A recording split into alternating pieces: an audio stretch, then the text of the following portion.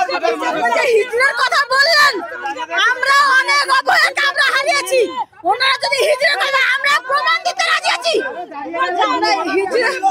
ওনারা বলছেন যে আমাদের চেক করবেন, ওনারা যদি বলে চেক করবেন আমাদেরকে, তাহলে আমরা বলছি ব্যারিকেড কেন? ব্যারিকেড ছাড়া বেরিয়ে আসুন, আমাদেরকে চেক করুন, আমাদেরকে যে আমরা হিজড়া নাকি। হিজড়া যদি আমরা হতাম তাহলে ব্যারিকেডের আজকে আমরা এই জায়গায় থাকতাম না। এই ব্যারিকেডটা কেন দিয়েছে?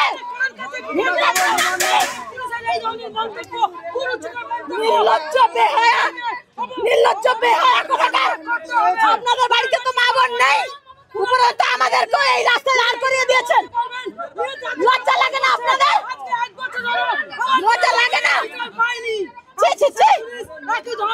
আপনার বাড়িতে তো মনে হচ্ছে মা বোন নেই টোটালি, নাকি সব রক্ষিত? সব রক্ষিত নাকি? সব নম্বরটা কি রক্ষিত রেখে দিয়েছেন? আসুন আপনারা,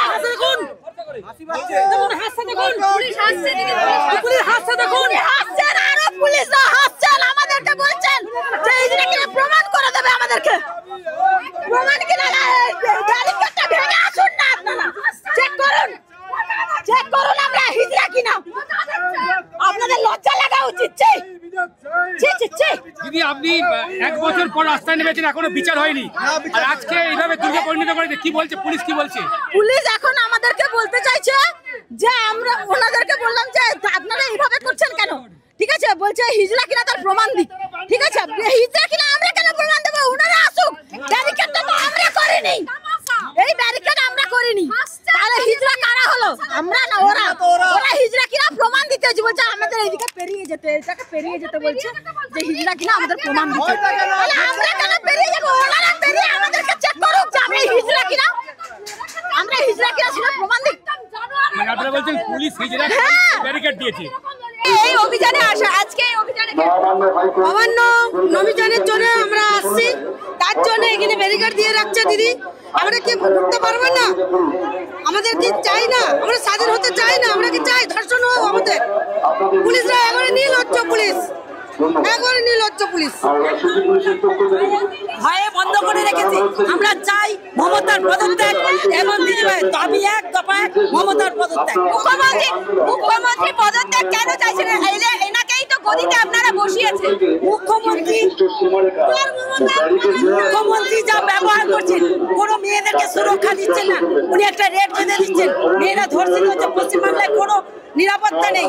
মহিলা মুখ্যমন্ত্রী হয়, মহিলাদেরকে কোনো দেখছেন না।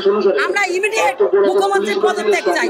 মমতার পদত্যাগ হলে পশ্চিমবাংলার মানুষ শান্তিতে দেখবে, অনেক শান্তিতে। এর পরবর্তী প্রজন্ম অনেক শান্তিতে দেখবে। দিদি তো লক্ষ্মীর ভান্ডার দিচ্ছে, কন্যাশ্রী দিচ্ছে, তাও আমাদের কন্যাশ্রী চাই না। ছেলেরা চাকরি পায় না, ছেলেরা বেকার। দিদি কন্যাশ্রী কি করবে? কন্যারাই ধর্ষিত হচ্ছে, তাহলে আমার কন্যাশ্রী কি হবে? কন্যারাই ধর্ষিত হচ্ছে, ওই ধর্ষিতদের মান মেরে দেওয়া হচ্ছে। কেন দিদি এরকম ধর্ষিত হতে দিচ্ছে? উনি একটা মহিলা, মহিলাদের সম্মান দিতে জানে না। ওই মুখ্যমন্ত্রী থাকা উচিত নয়।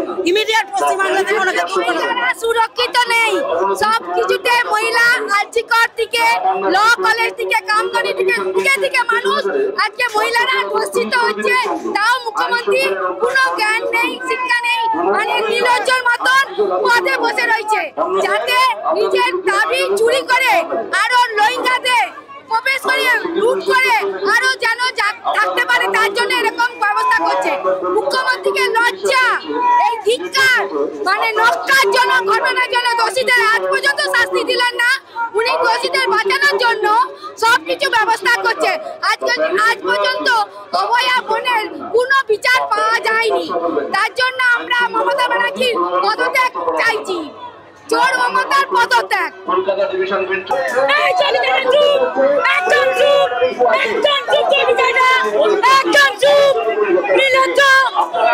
পুলিশ প্রশাসন, পুলিশ প্রশাসন চুপ, একদম চুপ, একদম চুপ করে থাকো, একদম বললো না।